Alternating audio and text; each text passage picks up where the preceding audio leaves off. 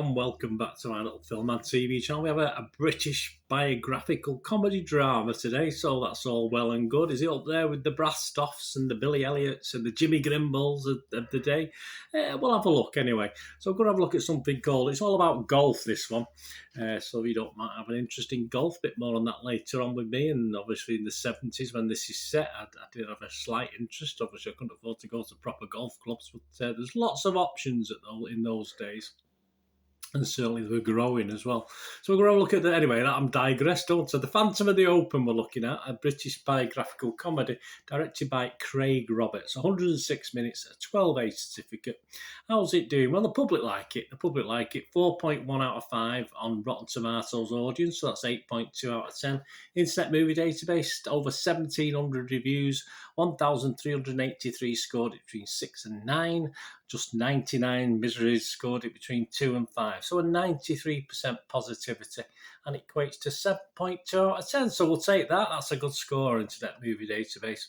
And it's about the exploits of Maurice Flitcroft. A bit more of that in a moment. The screenplay by Simon Farnaby was based upon the biography The Phantom of the Open, Maurice Flitcroft, the world's worst golfer, by Farnaby and Scott Murray. It's a bit cruel, isn't it? He wasn't the worst golfer by any means, and he said that himself.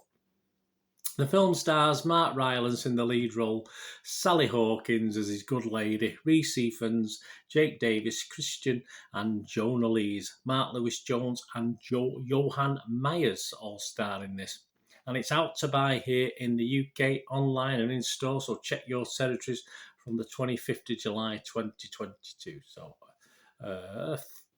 13 days or so after I'm recording this, so all these scores. It was at the 12th of July 2022. Yes, that's 13 days. Yes, I can add up. I'm wonderful. A little bit more on that at the end, the prices of those.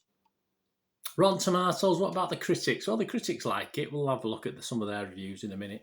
88% of the 118 critics on Rotten Tomatoes were positive on this, and a 7.2 out of 10. 104 fresh, and just 14 miseries said it was rotten. So the website consensus, led by a stellar performance from Mark Rylance, it is The Phantom of the Open turns a stranger-than-fiction true story into crowd-pleasing entertainment. It does. Metacritic, the other critic site, 65 out of 100 average. That's not bad, is it? That's based on 32 critics. And it scored anywhere between 40 out of 100 and 80 out of 100. Now let's have a look at some of the comments left by the critics, and I'll add my little two pennyworth to them. Simran Hans from The Observer here in the UK said, despite the inherent silliness, the actors play it straight. There's an earnestness to Rylance's performance, which has encouraged us to find inspiration in the underdog. Yeah, the story is silly. It's classic British eccentricity, of course. Although I did find it a little bit hard to believe. I mean, this sort of goes away from that critique, but I mean, I used to, obviously, in the 70s, they started turning bowling greens into putting greens and all little flags. There's still a lot around now, of course, but that was the heyday in the early to mid-70s, and we used to love going on the park. I mean, I loved playing bowls at 12, 13, 14-year-old, but obviously we had two greens on our park, and one stayed as a bowls green and one went to a putting green. So I used to do both. We used to love it as kids, and we all knew golf. We all were northern lads, working class lads. We all knew golf. And yes, all right, this film depicts the upper class in the golf clubs, etc. But I found it very hard to believe the character. Of course, dramatic license is allowed, as though he discovered golf for the first time watching it on TV. But he's a northern bloke. He would have known about golf, of course he would. So, yeah, a little bit odd. But as I say, it's probably for dramatic license. I wasn't totally convinced by that element of it, but I was convinced by a lot more of it. It's not real, is it? It's a drama. As I say, it's not a true life documentary. So, yeah, I was a bit surprised because it appeared to Jack Rylance's character as though it was from another world when he took it up, of course. Ian Freer, anyway, back to the critique. Ian Freer, Empire Magazine. That's my only problem with it, which is pretty minor, isn't it, really? Ian Freer, Empire Magazine, anchored by an impish Mark Rylance. He said it takes cue from the story's hero. A bit ramshackle, very amiable, always watchable. Having seen snippets of the real guy, yeah, I think Rylance did an excellent job of capturing him as well. Peter Bradshaw from The Guardian, amiably daft and sentimental. Yep, I can't say more than that. Little White Lies is Adam Woodward, though. He wasn't great. He gave it a score of 40. He said it's undemanding, dramatically inert, and although class is very much on its agenda, one-dimensional in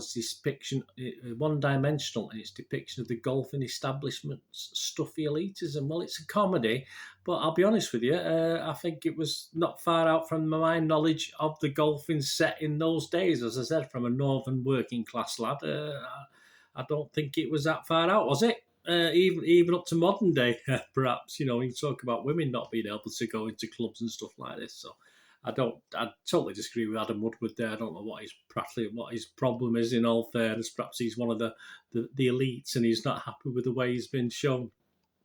Cineviews Matthew Anderson gave it 60. He said 60 out of 100. He said, as fuzzy and reassuring as a multicoloured Pringle sweater vest it is. I had one of them as a kid, I remember. The Phantom of the Opera? Yeah, and the Open is a good old-fashioned crowd pleaser.